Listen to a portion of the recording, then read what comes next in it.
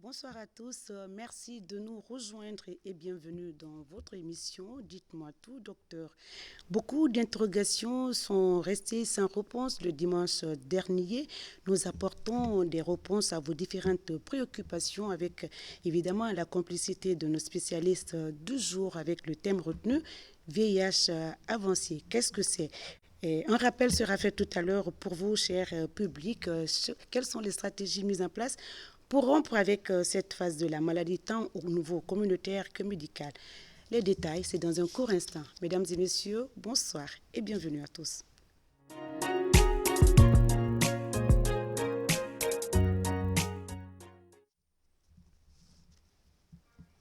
Retour sur le plateau de Dites-moi tout, docteur, 5 à 5 minutes pour parler de notre thème du jour, VIH avancé. Vous pouvez donc interagir au 620 58 90 73. D'ici là, nous allons revenir sur les grandes questions pour vous, cher public. Encore une fois, bienvenue à tous. Bonsoir, docteur. Je rappelle que nous avons autour de cette table docteur Souleymane Chaloub, médecin à la décentralisation, docteur Boubacar Baldé, coach, médecin coach. Il nous dira tout à l'heure qu'est-ce que c'est. Bonsoir docteur Baldé, docteur Chaloub, bonsoir. Merci donc d'avoir accepté notre invitation. Alors, nous allons revenir sur notre thème du jour, comme je l'ai annoncé à l'entame, VIH avancé. C'est vrai, nous avons promis à nos téléspectateurs que nous allons y revenir, parce que beaucoup de questions sont restées en suspens, n'ont pas été répondues. Nous leur devons ça. C'est pourquoi vous êtes revenu pour nous parler de cette pathologie. Qu'est-ce que c'est VIH avancé pour permettre aux téléspectateurs de nous suivre? Merci, Madame Sissoko. Et bonjour à tous les fidèles téléspectateurs de la RTG.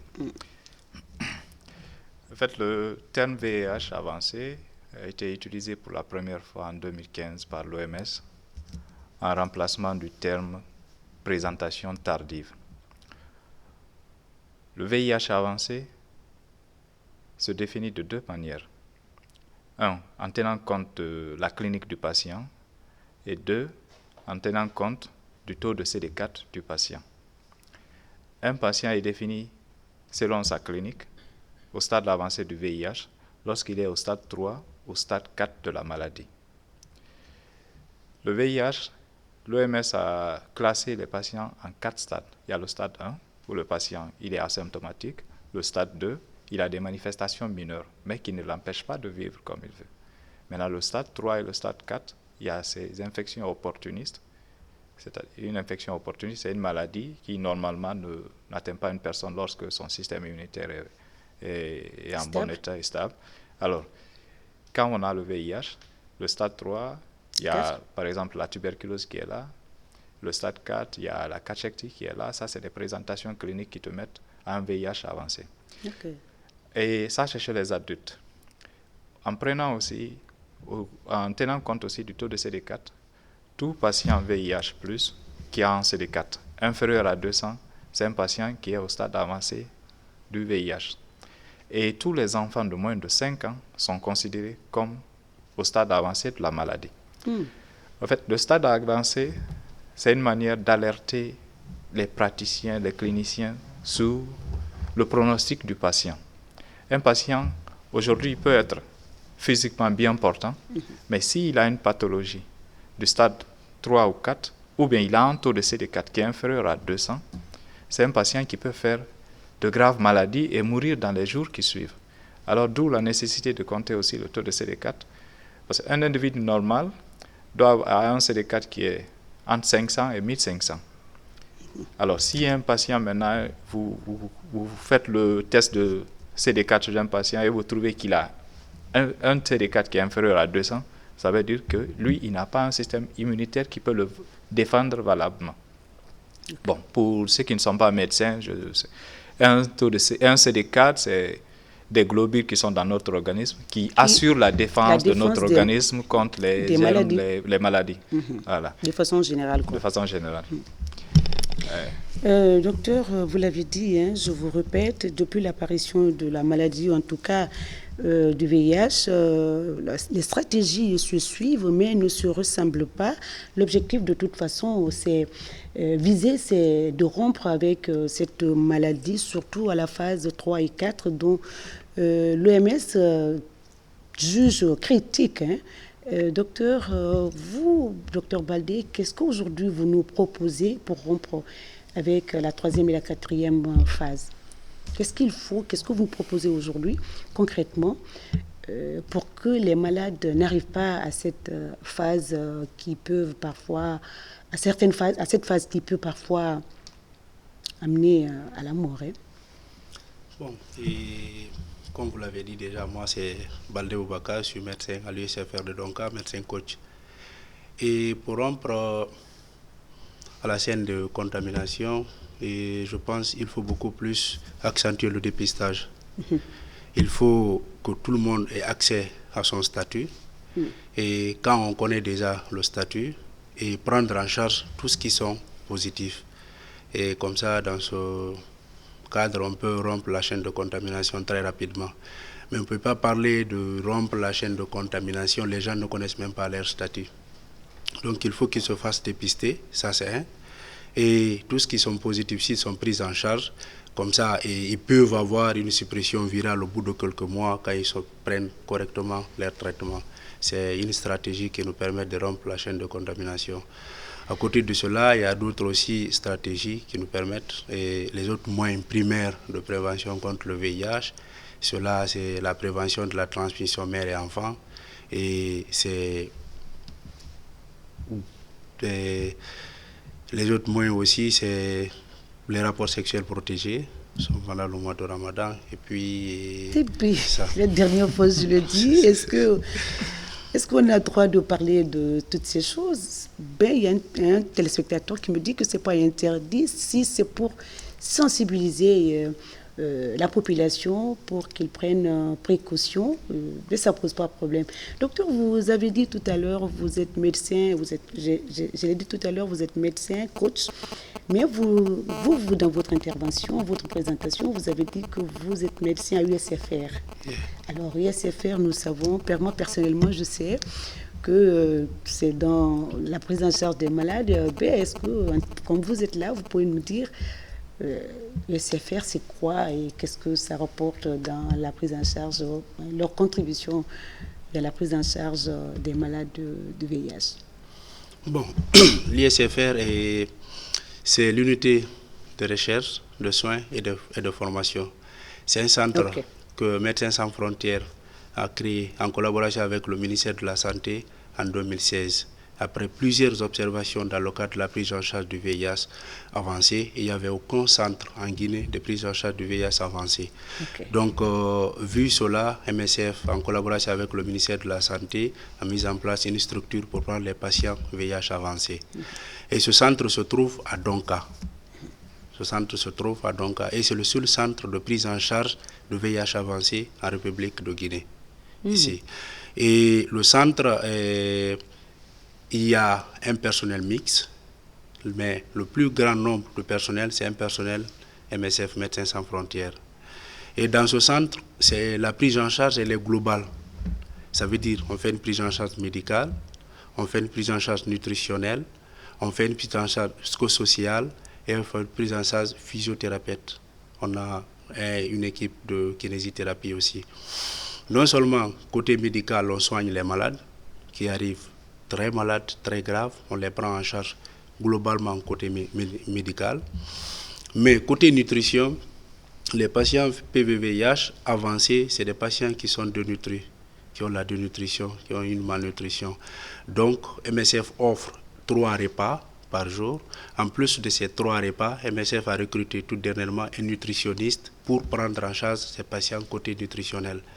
Côté psychosocial, c'est d'assister les patients sur le plan psychologique, discuter avec eux, retracer un peu l'histoire du patient qui va beaucoup permettre la prise en charge médicale des malades, mais aussi l'assister moralement et aussi assister la famille, parce que ce n'est pas le patient seulement, mais il faut aussi discuter avec la famille pour ne pas que le patient, après donc qu'il soit abandonné, pour qu'il soit accepté, la réinsertion sociale.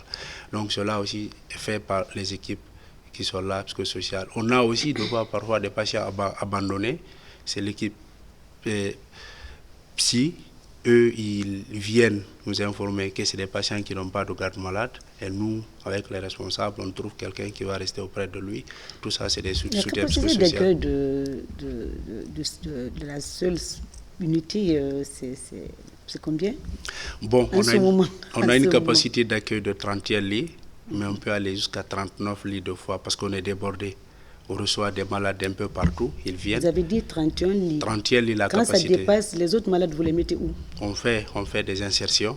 De lits? On augmente le nombre de lits pour qu'on puisse les prendre. Est-ce que ça n'étouffe pas les malades quand vous surchargez un peu la salle? 2 fois, ils sont surchargés, mais on est obligé parce que c'est difficile de rejeter quelqu'un que tu peux aider. Okay. C'est des malades, si on les rejette, ils n'ont pas quelque part où aller, donc on est obligé de mettre des lits supplémentaires pour les prendre. Ok, docteur, il y a des terminologies qu'on n'a pas saisies la dernière fois. J'aimerais bien qu'on y revienne dessus. On a noté la dernière fois santé primaire, tertiaire. Qu'est-ce que cela signifie dans le jargon médical? Ok, merci pour cette question. Et je pense que ces termes-là ont été utilisés dans le cadre des différentes stratégies que le projet met en place pour essayer d'éradiquer ce fléau qui est le VIH. Alors, ce projet, c'est depuis 2003 et on était au niveau de Matam. Après 2003-2007, nous avons commencé la décentralisation dans les autres structures et actuellement, nous sommes dans 8 structures sanitaires, 4 CMC et 4 centres de santé. Okay? Et en plus de l'unité USFR qui est là pour l'hospitalisation. Les stratégies que nous avons mises en place dans le projet commencent d'abord au niveau communautaire, c'est-à-dire au niveau de la population. Pour ne pas que quelqu'un vienne en stade 4 ou bien en stade 3 et 4, il faut d'abord éviter qu'il passe au stade 2. Alors c'est pourquoi dans l'équipe communautaire, les HP, comme vous avez reçu la dernière fois, M. Sidibé Ismaël, leur activité, c'est de faire la sensibilisation, former les leaders communautaires, renforcer les capacités de la société civile, faire le dépistage avancé. On n'attend plus que quelqu'un soit malade pour qu'on fasse son test VIH, mais on vient chercher des personnes dans la communauté, au niveau de leur lieu de travail, port, débarcadère, et nous faisons directement ce test à ce niveau. Alors, ça, c'est le niveau communautaire. Le niveau primaire, c'est les centres de santé. Okay? Quand vous prenez l'organisation du système sanitaire, tout en bas de la pyramide sanitaire, c'est le centre de santé. Alors, c'est ce qu'on appelle le niveau primaire. Okay? Ce niveau primaire, MSF intervient au niveau de ce niveau primaire. Parce que quand on prend le taux de CD4, plus de 50% des personnes qui ont un CD4 inférieur à 100 sont à un stade clinique 1 et 2. Apparemment, ils n'ont aucun problème. Mais si vous ne les prenez pas... Est-ce que chez eux, on peut détecter des signes de danger? Niveau 3 et niveau 1 et 2? Non, ils n'ont apparemment rien, mais seulement ils sont très affaiblis intérieurement. Ils n'ont pas de défense. Vu qu'ils n'ont pas de défense, dès qu'il y a une pathologie qui vient, il y a une maladie qui vient, cette maladie va leur terrasser. Alors, le niveau primaire, c'est les centres de santé. Le niveau secondaire, c'est les CMC, le centre médical communal. Et le niveau tertiaire, c'est l'USFR, c'est les hôpitaux nationaux, c'est-à-dire Donka et Niasdi. Et dans le cadre de Donka, nous avons l'unité qui est USFR. Cette unité qui est dans l'enceinte de Donka, qui relève directement du service de dermatologie. Okay. Alors, les interventions, on les a un peu situées au niveau de tous ces niveaux. Okay. Et comme ça, on espère toucher un plus grand nombre de personnes. Parce que vous savez, si la prévention n'est pas faite, on va se retrouver avec la maladie. Tout à fait. Et quand la personne aussi est malade, il faut aussi suivre son retour dans la communauté. Le suivi post-hospitalisation aussi cause un peu de problèmes. Vous voyez, quand une personne est hospitalisée à Donka, dans l'unité USFR, l'équipe fait tout son possible pour qu'il puisse se rétablir. Et quand il sort de cette hospitalisation, où il bénéficie d'un appui nutritionnel, d'un soutien émotionnel et social, S'il sort de cette unité, il perd tout ça. C'est un patient qui risque de faire une rechute et de revenir encore parce qu'il n'a plus tout ce confort-là qu'on leur donnait au niveau de la structure. Raison pour laquelle on insiste aussi, on conseille les membres des familles de ne pas stigmatiser et discriminer les personnes vivant avec le VIH. C'est très important. Des fois, même ceci qui amène beaucoup de patients à se mettre à l'écart pour éviter justement cette stigmatisation. Docteur Baldé, docteur Chaloux, vous avez fini? Oui, il peut continuer. Donc, moi, je voulais demander, docteur Baldé, la capacité de l'UFSR, donc c'est à Donka, pas à Niazi, non? C'est à Donka, oui. Vous n'êtes pas à Niazi? Non. C'est à Donka seulement. Oui. Et quels sont les problèmes? Parce que la capacité, quand vous êtes débordé, vous surchargez les chambres, c'est des problèmes auxquels vous êtes confrontés parce que les malades viennent abandonner, ils n'ont pas de référence, vous êtes obligés, comme vous l'avez dit, on ne peut pas abandonner quelqu'un que l'on peut sauver. Alors, parlez-nous un tout petit peu des difficultés auxquelles vous êtes confrontés. On va bientôt arriver à la deuxième partie, parce que la dernière fois, et j'avoue, il y avait beaucoup de questions, et aujourd'hui, on va laisser les téléspectateurs vous en poser beaucoup pour pouvoir les satisfaire. Donc, comment vous faites? Bon, et il y a beaucoup de difficultés. Mais il y a certaines difficultés. Les difficultés majeures, oui. qu'on peut. Oui. Il faut trouver rapidement les des difficultés solutions. majeures, c'est lié aux références. Vous savez, normalement, il y a un numéro standard des flottes qui sont là. Vous devez appeler ces numéros et nous, on prépare. Qui doit appeler ces numéros, les patients? Tous les médecins qui doivent référer. Parce qu'un patient, pour venir chez nous, normalement, ils doivent quitter d'une structure sanitaire pour venir chez nous. Okay. On ne doit pas recevoir un malade de la maison directement de chez nous. Ok, voilà, c'est très important. Donc, il y a des numéros flottes standards que beaucoup de services connaissent. Mais beaucoup de nos collègues n'appellent pas. Deux fois même, ils mettent des patients dans des taxis sans aucune note. Allez, le patient, il atterrit, nous, on n'est pas informés, on est plein où il faut mettre le malade. Dans ce cas, vous faites quoi, docteur? C'est une difficulté réelle. Et il y a beaucoup de mouvements qu'on fait. Deux fois même, on est obligé de voir parmi nos patients ceux qui sont stables. On fait un échange, on les transfère vers Matam, parce qu'il y a un autre service d'hospitalisation géré par Médecins Sans Frontières à Matam. On prend des malades stables qu'on sait que Matam peut gérer, on les envoie là-bas pour qu'on puisse recevoir certains patients venus comme ça. Donc c'est une difficulté. S'il y a nos collègues médecins qui nous suivent, c'est d'appeler les numéros flottes, nous informer qu'il y a des patients. Pour mieux vous préparer. Oui, pour mieux nous préparer, pour qu'on discute d'abord du cas, voir est-ce que c'est un patient qu'on peut recevoir. Deuxièmement, si on doit le recevoir, est-ce qu'on a de la place? Voilà, s'il y a de la place, à quel moment il faut venir? Parce que je vous dis, c'est très difficile. Deux fois, le service Smith peut appeler. Matam appelle, Ignace Din appelle, donc quand même, Dermato, il y a des services là-bas qui appellent. 4-5 patients arrivent en même temps. Et on n'a que 2 lits pour examiner les malades, pour faire l'admission. Et il y a beaucoup de choses qui doivent être faites à l'admission. Donc ça fait beaucoup de travail en même temps. Et s'il n'y a pas de place, c'est vraiment une grosse difficulté. Et aussi, il y a une autre difficulté liée à la collaboration avec d'autres services. Comme ça, et les responsables sont informés et ils sont en train de trouver des solutions, des pistes d'entente pour qu'on puisse vraiment trouver une solution pérenne qui va prendre beaucoup de temps. Okay. Donc ça, c'est des choses qui sont en cours déjà et c'est en train d'être résolu petit à petit. Oui. C'est comme ça doit être. Donc, docteur, qui est ou qui sont les partenaires de l'USFR? Bon, et les partenaires de l'USFR, et on collabore avec beaucoup de gens. On collabore avec même des ONG. Deux fois, si on a des patients abandonnés ou on a des enfants avec nous, il y a certaines ONG qu'on appelle pour venir nous assister.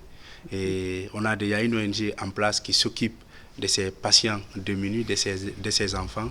Le plus souvent, s'il y a des difficultés, on les fait appel pour venir nous assister. Et il y a aussi certaines ONG qu'on appelle aussi pour les patients abandonnés qui n'ont pas d'abri. On finit de soigner le malade, il n'a pas où partir, il risque d'infection nosocomiale quand il prend beaucoup de temps à l'hôpital. Oui. Donc, il peut attraper d'autres choses. Il peut attraper d'autres maladies là où il est. Donc, s'il est stable, il y a certains joints, malgré des fois il y a des petites difficultés, il y a des ralentis, mais quand même, on les appelle pour voir s'ils peuvent prendre ces patients en charge. Pourquoi cette question? Parce que vous avez parlé des étapes de prise en charge que vous effectuez sur vous, nutrition, kiné, prise en charge médicale. C'est pourquoi je demande qui vous accompagne pour le manger, parce que vous tenez compte du repas de chaque malade, vous l'avez mentionné tout à l'heure. Alors, les intrants, les médicaments, c'est vous qui fournissez tout cela. Et lorsqu'il y a rupture, comment est-ce que vous vous organisez pour stabiliser les malades qui sont déjà... Bon, pour stabiliser les malades, voilà, il y a beaucoup de questions. C'est pourquoi cette question, qui vous accompagne pour les dépenses, les finances, les médicaments, pour ne pas qu'il y ait rupture? Et lorsqu'il y a rupture, comment est-ce que vous vous organisez? Parce qu'ils vivent de ça, ces malades de VIH. Bon, c'est des choses que MSF prend en charge à 100%. Okay. Et côté nutrition, MSF prend en charge les repas et médicaments, tous les médicaments pour les infections, pour les IO majeures, les infections opportunistes majeures, MSF donne tout. Okay. Les ARV, ça c'est le programme national qui donne. Okay. Les anti-TB, c'est le programme anti-TB qui donne. Mais tous les autres médicaments pour les infections opportunistes, ça c'est MSF qui donne. Okay. Nutrition, le nutritionniste, c'est MSF qui gère. La physiothérapie, ça c'est MSF qui gère. Les médecins, tout. Okay. C'est seulement les ARV, le programme national, il donne. Les médicaments contre la tuberculose, ça c'est le programme TB qui donne. Mais le reste, c'est MSF qui gère. Allez-y, docteur. Ok, et je voudrais revenir là-dessus. Le projet VIH, TB, c'est-à-dire nous prenons en charge le VIH et la tuberculose. Notre premier partenaire, c'est le ministère de la Santé, à travers le Programme national de la lutte contre le sida et les hépatites, le PNLH, et le PNLAT, le Programme national de la lutte contre la tuberculose. Okay. En plus de ces deux programmes, il y a d'autres partenaires qui sont là, avec lesquels nous collaborons. Et nous mettons aussi un accent sur la collaboration et le renforcement des capacités des organisations de la société civile. Et certainement, vous avez entendu parler du réseau guinéen des personnes affectées par le VIH, le REGAP, COFEL. Nous travaillons tous avec ces ONG locales pour renforcer leurs capacités et aussi suivre ces patients au niveau de la communauté. Okay. Et vous avez parlé des patients abandonnés. Ces patients abandonnés, ce n'est pas MSF directement qui les suit, mais nous les suivons à travers ces ONG. Okay. Voilà. Et tout ce qui est aussi prise en charge, il y a, la majeure partie, c'est MSF qui prend en charge. Et tout ce qui est médicaments contre les infections opportunistes, ça c'est le budget MSF, l'accès au laboratoire. Parce que lorsqu'une personne prend ses médicaments, il faut aussi suivre sa biologie, comment il évolue, au fur et à mesure, comment il tolère ses médicaments. Ça aussi, c'est le laboratoire, c'est MSF qui Lorsque suit. les malades certains sont allergiques à ces produits, docteur, comment est-ce que vous gérez ces patients? Et lorsqu'une personne a le VIH, son traitement, c'est le traitement ARV, les antirétroviraux. Okay? Ces antirétroviraux sont mis sous différentes échelles. Il y a ce qu'on donne en première intention. Si ce médicament, tous les ARV, c'est la trithérapie. Dans chaque comprimé d'ARV, il y a 3 médicaments qui sont dans ce médicament associés. Alors, lorsque nous donnons ce médicament à une personne, nous suivons la tolérance du patient. Cette tolérance, est-ce que son organisme tolère ce médicament? Est-ce que ce médicament il est efficace aussi pour ce patient? Okay? Alors, si un patient, par exemple, je prends juste exemple sur un médicament, le lopinavir. Ce médicament est réputé pour donner un diabète, pour faire un trouble de l'assimilation du glucose au niveau de l'organisme. Ça peut élever le taux de sucre dans l'organisme d'une personne. Alors, si vous donnez ce médicament à quelqu'un qui n'était pas préalablement diabétique, vous constatez qu'au fur et à mesure, il commence à avoir un taux de glucose élevé, un taux de sucre élevé dans son sang. Alors, nous qui sommes directement dans la prise en charge, nous nous disons, est-ce que ce n'est pas un effet indésirable de ce médicament? On remplace le lopinavir par un autre médicament qui ne cause pas cet effet indésirable chez lui. Okay. Voilà. Avant qu'on regarde un peu les images, les annonces de sensibilisation. Moi, j'aurais voulu poser une question à vous deux. Aujourd'hui, depuis l'apparition de la maladie, comme je l'ai dit tout à l'heure, les stratégies se suivent. À chaque fois, vous essayez d'aller en avant en changeant de stratégie pour réduire ou éradiquer la maladie, mais tel n'est pas le cas. Mais les chiffres montent en crescendo. Où est-ce que ça ne va pas, docteur Baldé, docteur Chalot? Où est-ce que ça ne va pas? Où le bas blesse? Il faut reconnaître qu'il y a eu beaucoup d'avancées dans la lutte contre le VIH. Il y a eu beaucoup d'avancées. Et vous voyez, il y a l'incidence de la maladie. En fait, le nombre de nouveaux cas qu'on enregistre chaque fois. Pour réduire l'incidence de la maladie, qu'il y a de nouveaux cas de VIH, c'est la sensibilisation à travers tous les canaux que vous savez déjà, utilisation des préservatifs, faire le test, éviter de toucher aux objets souillés par les liquides contaminants. Il y a cette stratégie qui est mise déjà en place. Je pense l'abstinence chez les enfants, tout ça. Oui, bon, il y en a beaucoup. Hein? Il y en a beaucoup, mais le message sur l'abstinence, on pense que ça ne va pas beaucoup. Si je me rappelle déjà, la dernière fois, vous avez déjà un enfant de l'école primaire qui posait demande l'utilisation du préservatif. Ah, vous avez bien suivi. Voilà. Est-ce que tu peux dire à celui-là d'être abstinent? Non, c'est pas trop sûr. L'idéal, c'est que vraiment, parce que vous voyez dans les facteurs mais lui, de on risque, peut le dire, il est enfant, je lui ai dit qu'il s'abstienne parce que c'est bien. En 8e année, il n'a pas le droit de parler de comment utiliser le préservatif. Voilà. Vous voyez un peu, ça c'est aussi des facteurs de risque qui fait qu'une personne peut avoir rapidement le VIH. Oui. Quand une personne a une sexualité précoce, surtout chez la jeune fille, les organes génitaux ne sont pas arrivés à maturité. Le risque de déchirure, de lésion vaginale est très élevé à cet âge-là. Et pour que le VIH y ait contamination, il faut qu'il y ait une porte d'entrée. Oui. Un chemin par lequel le virus va passer. Et si déjà on commence une sexualité précoce, sans qu'on sache ce qu'on veut faire, on est très exposé à avoir le VIH. Très exposé, c'est le mot. Et je peux dire déjà, je prends juste l'exemple sur l'USFR. À l'ouverture, on était presque à 40% de taux de décès. 40% des patients qui venaient mouraient. Et aujourd'hui, ce taux-là, il est en train de s'améliorer. On est aux alentours de 19-20%. Ça, c'est vraiment... Ça, c'est par an, par trimestre? Par an. Ça, c'est par an. Ça, c'est par an. Même ça, c'est beaucoup pour nous. Oui, ça, c'est trop. On pense que, vous savez, au fait, le problème, c'est quoi? La Guinée, il y a une forte stigmatisation. Une personne qui a le VIH se cache de sa famille et n'a pas de confiance. Il se cache de tout le monde et lui-même, il s'auto-stigmatise aussi. Alors, il refuse de dire qu'il a telle maladie. Il va se faire soigner ailleurs, il n'informe pas. Et il revient maintenant dans les structures d'hospitalisation en stade très avancé, où nous avons plus que tous les problèmes du monde pour le stabiliser. Il y a des patients qui viennent, dès que tu lui donnes le médicament avec tous les effets indésirables des médicaments, il ne peut même pas s'en sortir. C'est pourquoi il faut qu'on lutte contre la stigmatisation. Si tout le monde sait que le VIH, on peut l'attraper, c'est une maladie comme les autres maladies, alors on pourra s'accepter. Parce que, vous savez, avant que moi aussi je ne sois à MSF, je n'acceptais pas de manger dans un même récipient que quelqu'un qui a le VIH. Qui est malade. Mais quand j'ai appris c'est quoi la maladie, comment on peut transmettre la maladie, quelles sont les voies de transmission de la maladie, aujourd'hui, je n'ai pas ce souci. Je mange avec quelqu'un qui vit avec le VIH, on échange tout. Mais si je dois faire un rapport sexuel, il faut que je sois protégé avec cette personne pour ne pas que j'ai le VIH.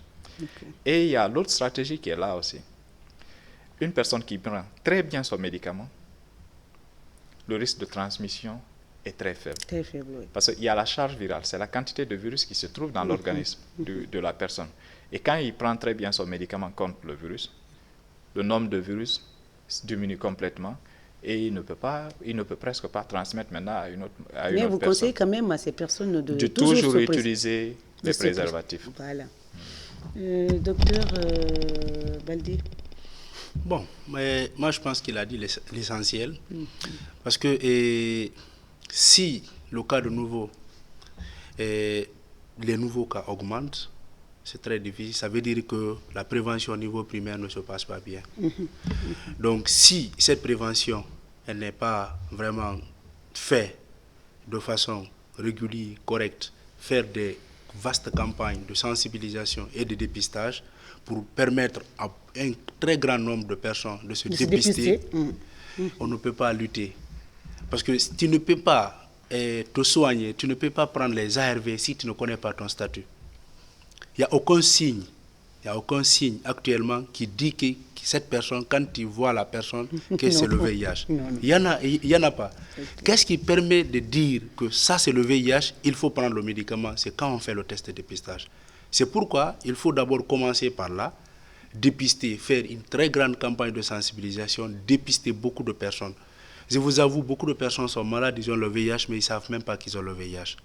Ils ne le savent pas parce qu'ils se traitent autrement. Oui, ils se traitent autrement. Médicaments traditionnels, c'est des sorts qui ont été jetés. Ils ont d'autres maladies à la place du VIH. Oui, c'est des sorciers, alors que non, ce n'est pas tout ça. Il faut juste aller faire le test de dépistage, tu as ton résultat, et puis tu prends ton médicament correctement, ça va. Mais tant qu'on n'est pas là, on va toujours aller vers le VIH avancé. Parce que le plus souvent, c'est ces personnes-là qui viennent au stade tardif, parce que c'est des dépistages tardifs. Quand le dépistage il est tardif, tu viens à l'hôpital dans un état très avancé de la maladie à VIH. Oui. Donc moi je demande à tout le monde d'aller faire régulièrement le test de dépistage. Moi je veux qu'on revienne un peu, très rapidement, avant qu'on regarde l'annonce de sensibilisation. Aujourd'hui, c'est des terminologies que vous essayez de masquer peut-être en disant, au lieu de VIH-Sida, au lieu de Sida, à la place, vous mettez avancé pour ne pas que les gens se sentent un peu... voilà, c'est pas ça. Au lieu de dire, parce que j'ai remarqué à un moment donné, on parle plutôt du VIH avancé à la place du VIH-Sida. Ok. C'est bien, il faut un peu nuancer. Et le terme sida aussi, c'est un peu stigmatisant. Voilà. Et c'est utilisé aussi à tort et à travers. Le VIH, c'est le virus qui cause. Ok. Le sida, ça rassemble un peu toutes les maladies. C'est un syndrome qui est là. Okay. On te dit si telle personne, il a une tuberculose, il a un sarcome de Kaposi, il a un stade sida. Mais toute cette et dénomination, on est en train de les mettre de côté. Parce que dès qu'on dit sida, ça a une connotation qui n'est pas acceptée, très stigmatisante. Oui. Et alors le terme de VIH avancé, parce que c'est le VIH qui est avancé quand même. On se sent très à l'aise dans cette terminologie. Pour ne pas aussi heurter. Alors si la régie, si on peut quand même voir quelques personnalités quand même... qui ont essayé de faire passer des messages pour sensibiliser la population. Si on peut avoir cette vidéo, la régie, sinon on commence à prendre des appels. Fofana, médiateur de la République. Je suis engagé dans la lutte contre le VIH-Sida. J'invite chaque Guinéen et chaque Guinéenne à soutenir les personnes vivant avec le VIH-Sida. Je suis l'évêque docteur Joseph Toya Doré, président de l'Alliance des Églises et Missions évangéliques de Guinée. J'aimerais inviter chaque Guinéen à aimer, à soutenir et à encadrer les personnes vivant avec le VIH-Sida. Le VIH-Sida aujourd'hui ne peut plus être une cause de rejet ni de stigmatisation. Aimez ces personnes-là, encadrez-les, comme nous le faisons dans nos églises, au quotidien, nous les embrassons et cela ne nous donne pas le sida. Au contraire, elles sont réconfortées et se sentent en famille. Aimez-les, elles ne demandent que cela. Mohamed Salou Kamara, pour dire l'islam à l'imam Ndé, dans la grande mosquée Faisal de Conakry. Assalamu alaikum wa rahmatullahi wa barakatuh. Wontan hanna yu vraiment kiren ye, ngara kiren ye la. Egile, itare, ikunye, ibarimaye, imalambore, wonama isida fure findi barashira, wonu wonga kireye tagi. Surtout ha wombarato ana serba fe akiyama. Fure maye ke seri tonguma, e gafure mono mandangide womma. Mba wonna me rabbolo yara dundui, ina isolé fure misère na hablu mama parce que hayna me rema na misère kono a gerede donc fure yetera akunna kana mane lera ko mula khara kana lera re on hawo ga kereye maso wonna on ma ka courage fima e raseri tongo. Je suis Dr Zalika Diallo, présidente du réseau des parlementaires guinéens sur la nutrition, le VIH-Sida, la vaccination, la tuberculose et le paludisme. Je suis engagée dans la lutte contre le VIH-Sida.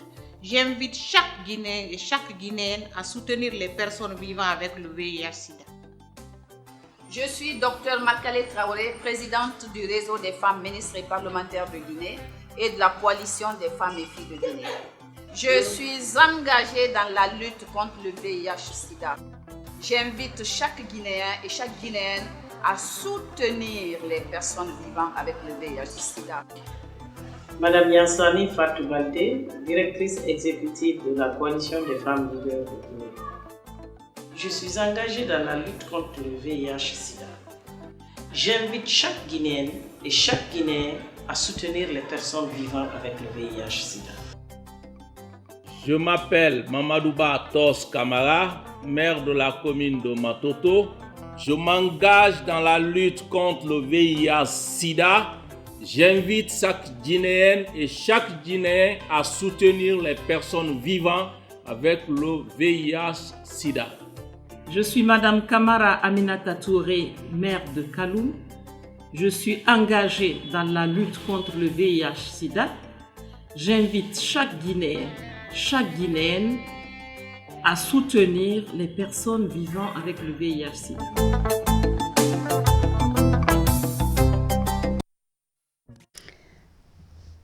Retour sur le plateau, docteur Chaloub, docteur Baldé. On a tous regardé les leaders du pays, les leaders d'opinion qui ont quand même fait passer des messages pour qu'on accepte les autres. Les autres, c'est-à-dire vivant avec cette maladie, ce n'est plus une fatalité. Vous l'avez mentionné dans cette émission. Alors, quelle lecture faites-vous par rapport à ces messages et quel message vous pouvez faire passer avant qu'on commence à prendre les appels de nos téléspectateurs? On tient d'abord à remercier tous ces leaders, et le gouvernement, les programmes nationaux, parce que MSF vient en support à ces programmes. Et c'est quand ces programmes acceptent que nous pouvons faire quelque chose. Alors c'est l'endroit aujourd'hui de remercier tous ces acteurs qui sont là et qui œuvrent nuit et jour pour améliorer les conditions de vie des personnes qui vivent avec le VIH. Et le message que je vais passer au niveau des téléspectateurs, s'il vous plaît, connaissez votre statut VIH. Et lorsqu'une personne qui sait qu'il a le VIH et qu'il a besoin d'aide, il peut appeler les numéros qui peuvent s'afficher sur votre écran. Déjà, c'est certainement Les numéros là sont là. Vous pouvez appeler ces numéros pour un soutien et l'équipe MSF est là pour vous accompagner. Si vous avez un membre de votre famille qui a le VIH, s'il vous plaît, ne l'abandonnez pas. Ne l'abandonnez pas. Et le message à l'endroit des médecins. Nous avons dit que l'USFR, c'est le seul centre qui prend en charge aujourd'hui le VIH avancé. Il faut que nous le nuançons. C'est le seul centre qui fait la prise en charge à 100% de manière gratuite et qui donne un paquet complet aux patients.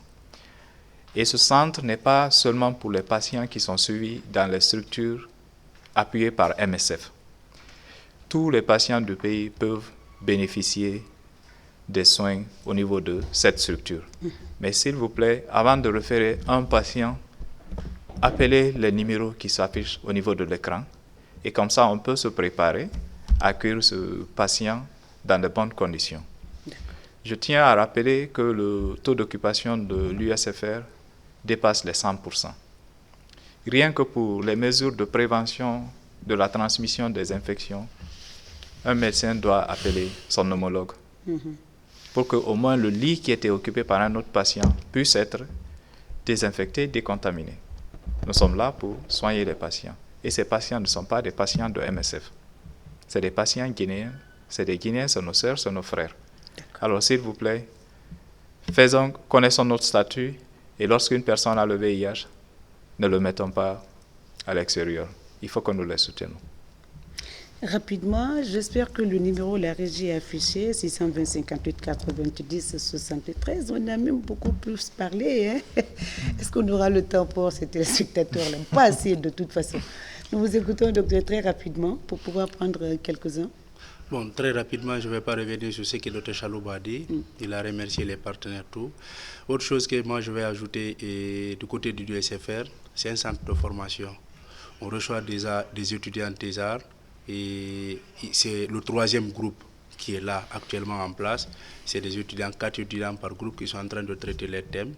On reçoit des infirmiers stagiaires qu'on est en train de former dans le cadre de la prise en charge du VIH. On reçoit même des médecins stagiaires et pour la formation. Il y a des études qui sont en cours. Il y a l'étude d'antibiorésistance, où moi-même je suis le point focal antibiorésistance au niveau de Donka.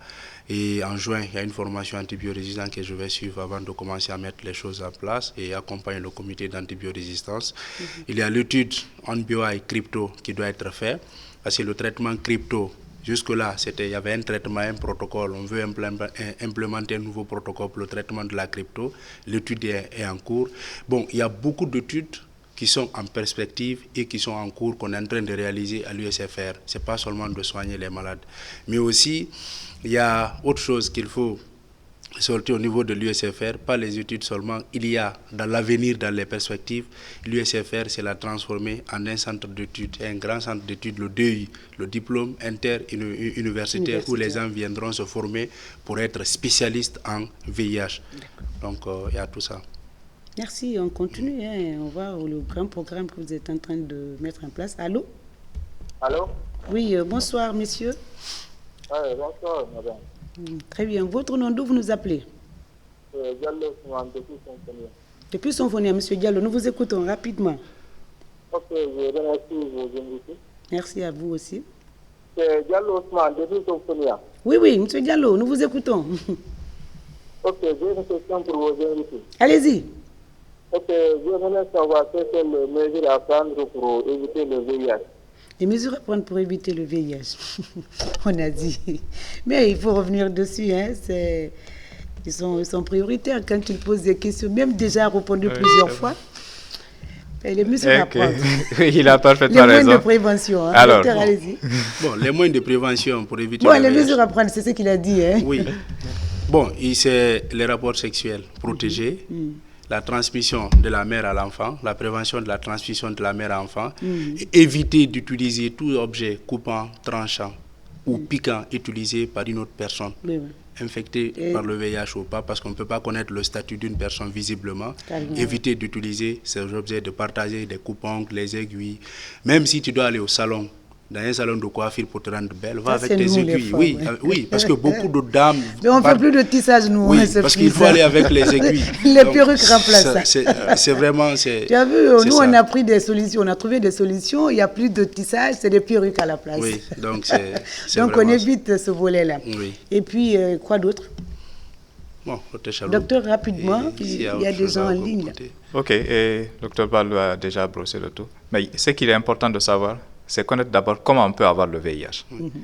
On peut avoir le VIH à travers les rapports sexuels non protégés avec une personne qui a déjà le VIH.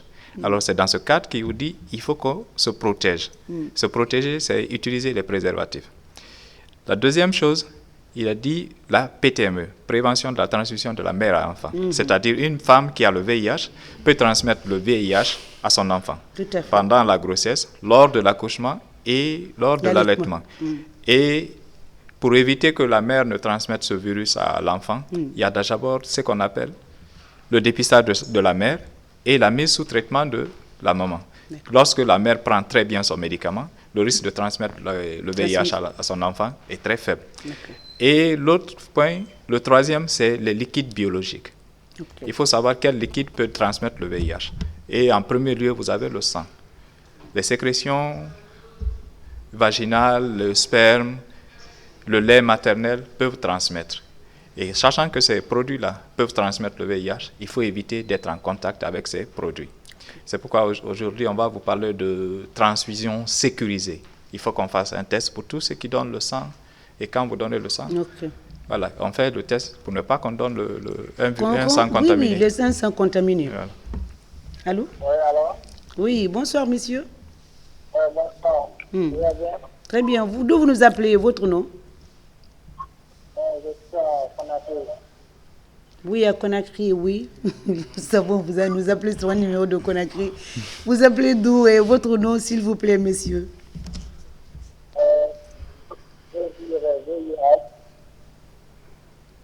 Allô? Bon.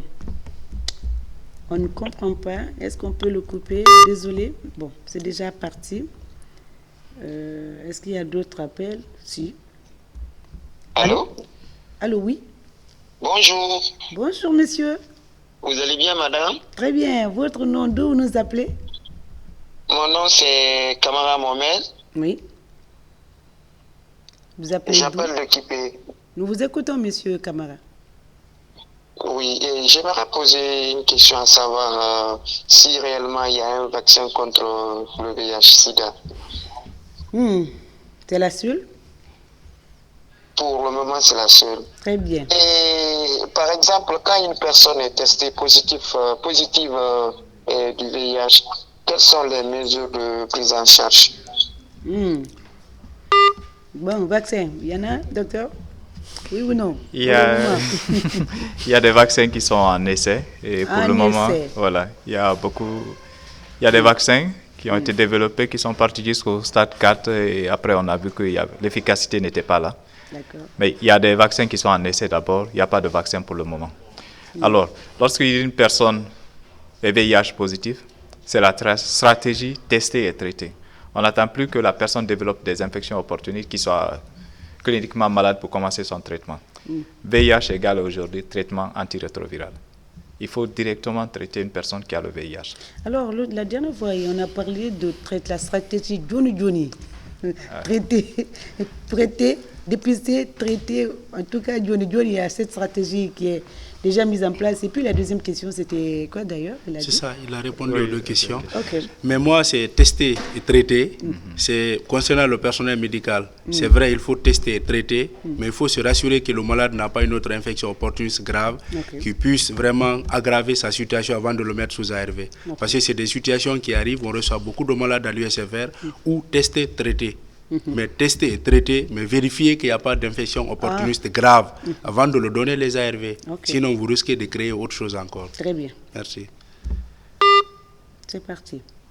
Je voulais lire quelques messages, parce que les gens nous reprochent souvent. Oui. Allô? Allô? Allô? Oui. Bonjour. Oui, bonjour, monsieur. Ça va? Très bien. Votre nom? Oui, moi, je m'appelle Mouraman Doumbouya Balimana Fourkaria. Monsieur Doumbouya, nous vous écoutons. Ok. Bon, le problème de santé là, bon, moi, j'accuse le gouvernement parce que il y a des manger pour Avaria là, actuellement, vraiment, c'est très. Date là, c'est terminé complètement, mais les gens, ils vendent. Comme le jus, les cornes de bœuf là, vraiment, moi, je n'arrive pas à comprendre quoi. Oui. D'accord. En fait, lui, sa préoccupation, c'est ce que nous consommons chez nous. Les aliments périmés. Et comme vous êtes médecin quand même, il faudrait prodiguer quelques conseils. C'est vrai, quand l'aliment est en date de péremption est passé, c'est plus de mettre ça sur le marché. Donc, ce n'est pas le thème du jour, mais docteur, quelques conseils pour les Guinéens de façon générale. Et puis, on va prendre quelques messages. Rapidement, docteur. Salut, docteur Baldé. Bon, moi, je pense que vraiment, quand on achète quelque chose à manger, il faut d'abord vérifier la date de péremption. C'est très élémentaire. Et autre chose qui est très difficile, si cette date de péremption a été déjà transformée, une nouvelle date a été mise, c'est très difficile de savoir si c'est un produit périmé ou pas. Et c'est là où il faut demander aux services qui s'occupent de cela, contrôle de qualité, vraiment de veiller. On va les inviter sur ce plateau. problème parce que deux fois, les boîtes de conserve, la date est périmée, mais on change la date. On change la date. Et beaucoup d'aliments d'ailleurs. Beaucoup d'aliments. Et si le consommateur, lui, n'est pas informé que la date a été changée. Il n'est pas informé, il ne sait pas lire. Il ne sait pas lire. En plus, c'est moins cher. C'est moins cher. Et puis, c'est il veut très bien difficile. manger. Il veut bien manger. Et puis, voilà. Il se procure et puis voilà, il se... Ça, c'est le service. C'est vrai. Il faut qu'on invite service hygiène qualité sur ce plateau. On va lire quelques messages et puis...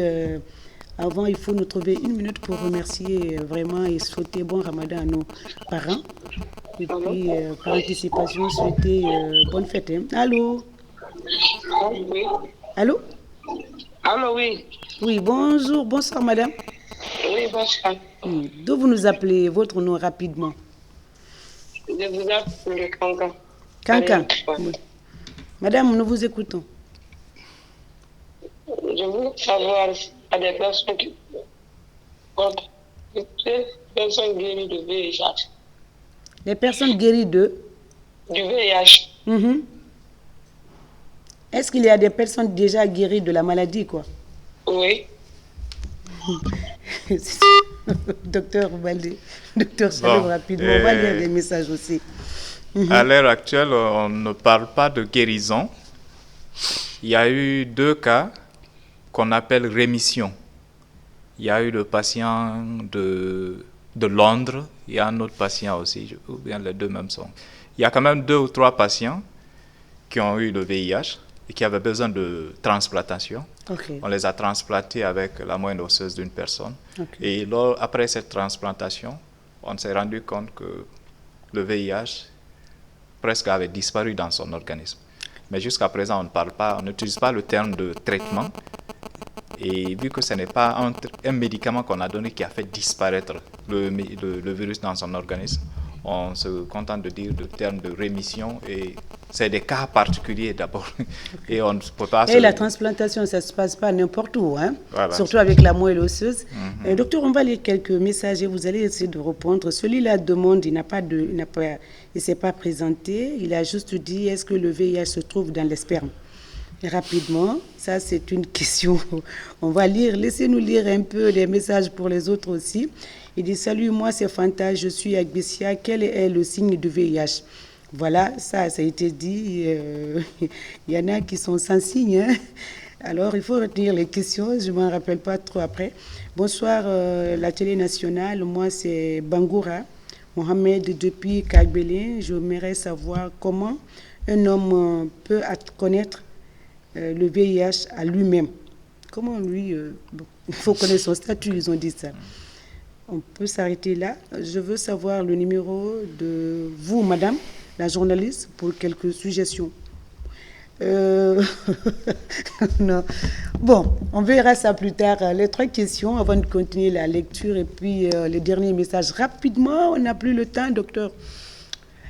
Est-ce que le VIH se retrouve dans le sperme? Il a demandé. Oui. Ok. L'autre question, je vous ai dit de retenir. Hein.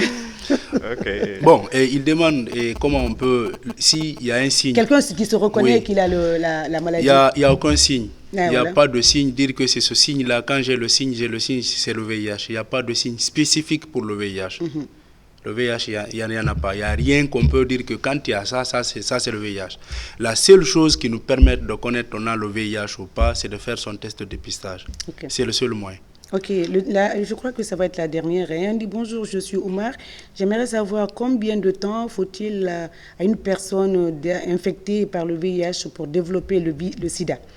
Bon, et ça aussi, ça dépend de l'immunité de l'intéressé. Ça dépend de l'immunité et ça peut aller de 5 à 10 ans. Mais on ne souhaite pas que l'intéressé arrive au stade sida. C'est pourquoi on fait toutes ces émissions. C'est pour que chacun se fait dépister très tôt. Et en tout cas, je remercie chaque fois que j'ai besoin de recevoir des médecins, vous êtes dispo. Merci les médecins, les MSF, les médecins des MSF, de m'accompagner. On ne peut pas prendre tous les appels, docteur. Les derniers mots, on va se quitter. On a beaucoup de messages. Est-ce que la régie, on a le temps? On prend ce dernier. Ah d'accord, c'est fini, malheureusement. Les derniers mots, on va annoncer le thème de la semaine prochaine et puis on va dire au revoir rapidement en un mot. Rapidement, docteur Chaloub, docteur Baldé. dépistage précoce, pas de stigmatisation. Bon. Et pour Donka, cherchez toujours à appeler les numéros affichés en bas de l'écran pour nous permettre de travailler vraiment dans de bonnes conditions. Et n'hésitez pas d'appeler, c'est une prise en charge gratuite. Et vous êtes disponible 24 heures sur 24. On est disponible 24 heures sur 24, 7 jours sur 7. On prend les patients. La vocation, c'est d'alléger la souffrance des gens et de soigner, sauver le maximum de personnes. On est disposé, n'importe quel moment vous nous appelez, on est prêt à recevoir les malades. Chers téléspectateurs, Souleymane Chaloub, médecin à la décentralisation MSF, était donc notre invité de ce dimanche, docteur Baldé Aboubakar, coach, médecin coach également, mais il ne nous a pas dit qu'est-ce que c'est. Si on a le temps, une minute, vous allez nous dire le thème de la semaine prochaine. Ça va être la problématique de l'accès des médicaments essentiels en Guinée. Nous recevrons ici le docteur Diallo qui va nous parler de cette problématique inédite dans cette émission. On va profiter pour dire merci à tous qui nous appellent et qui nous encouragent, nous motivent pour mieux travailler et mieux vous servir, chers téléspectateurs. Et moi, je profite pour souhaiter prompt rétablissement à ma tante Hawa, malade aussi, et âgée. Prompt rétablissement anténaire, retrouve rapidement la santé. Et bonne fête par anticipation à tous ceux qui suivent cette émission d'ici et d'ailleurs. Et sans oublier mon frère Tidiane Touré MSF. Et bonne fête et bon ramadan à toi. C'est le dernier virage. Et docteur Chaloub, ça se passe bien le ramadan? Alors, sans oublier mes sœurs, il y a Hawa Sidibé, Ben Salah Sidibé, mon grand frère, et toute sa famille, et Mata Kaba, Aïssata Mata Kaba, Mariam Sidibé, Tata Sangaré, ce sont mes sœurs, ils m'encouragent. Merci également à ma coiffeuse éternelle, Madame Silla Nene Aïe Taouya, et à tous qui suivent cette émission, les téléspectateurs, les techniciens qui m'accompagnent tous les dimanches. C'est pas évident. Bon ramadan à vous. On se retrouve la semaine prochaine donc pour développer cette thématique que j'ai annoncée tout à l'heure. Merci beaucoup et à très bientôt.